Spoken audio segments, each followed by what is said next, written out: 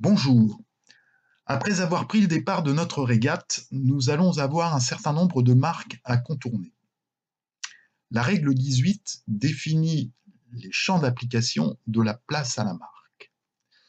Nous commençons donc par la définition de la marque. La marque est un objet qu'un bateau est tenu de laisser d'un côté spécifié comme requis par les instructions de course et un bateau du comité de course entouré d'eau navigable à partir duquel s'étend la ligne de départ ou la ligne d'arrivée.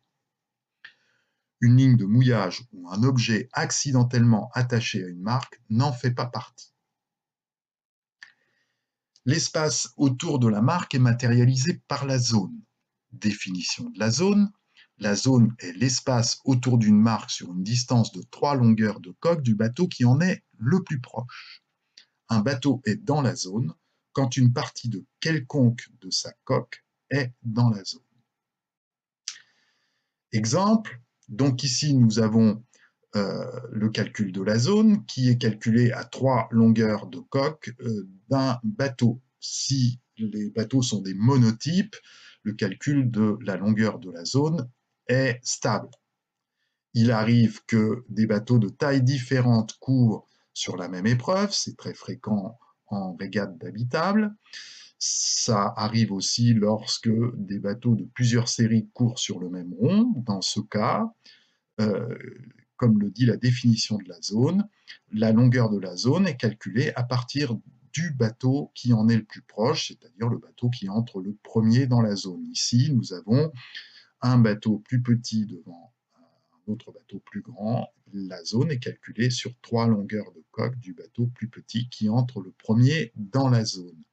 Ici, nous avons le cas inverse, un bateau plus grand qui entre le premier dans la zone et la zone est calculée sur les 3 longueurs de coque de ce bateau plus grand qui entre le premier dans la zone.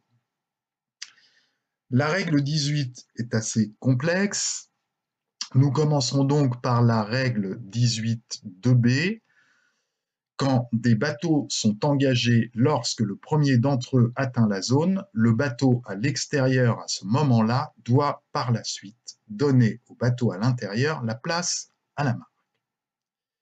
Exemple, ici nous avons donc 2 bateaux dont on voit bien qu'ils sont engagés lorsque le premier d'entre eux pénètre dans la zone. Jaune entre donc dans la zone le premier, mais il est à l'extérieur. La règle 18.2b stipule donc qu'il doit par la suite donner la place à bleu pour qu'il contourne la marque.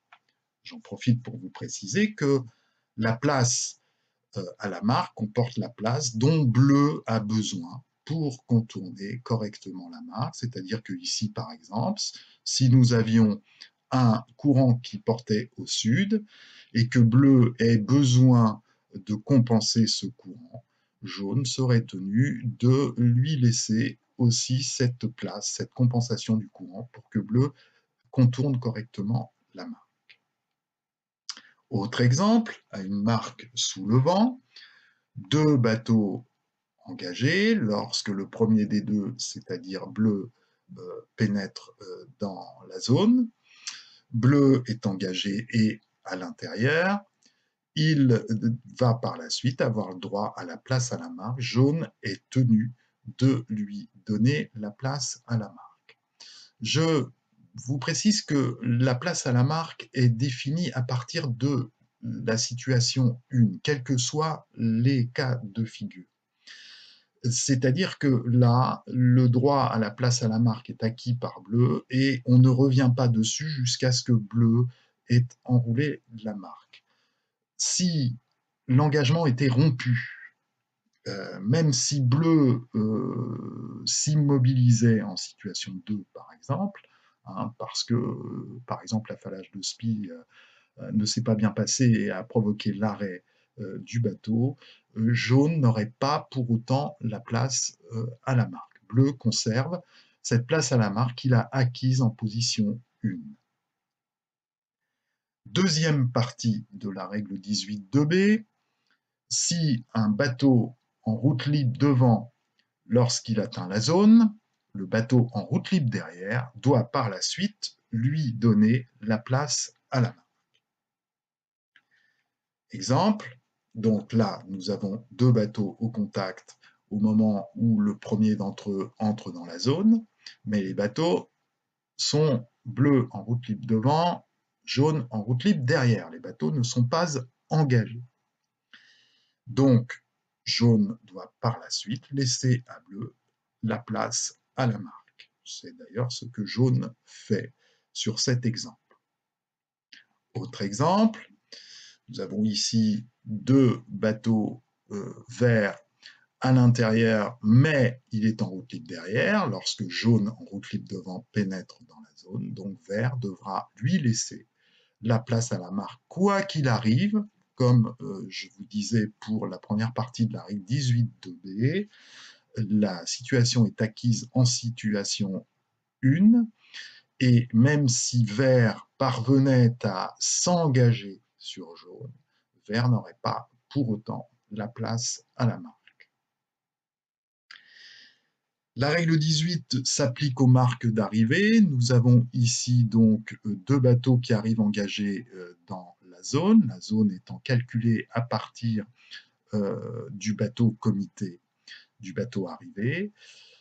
Rouge rentre le premier dans la zone, mais il est engagé à l'extérieur de bleu. Il doit par la suite donner à bleu la place à la marque. Il n'a pas à fermer la porte à bleu.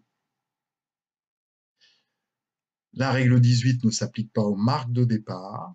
Ça, c'est très important.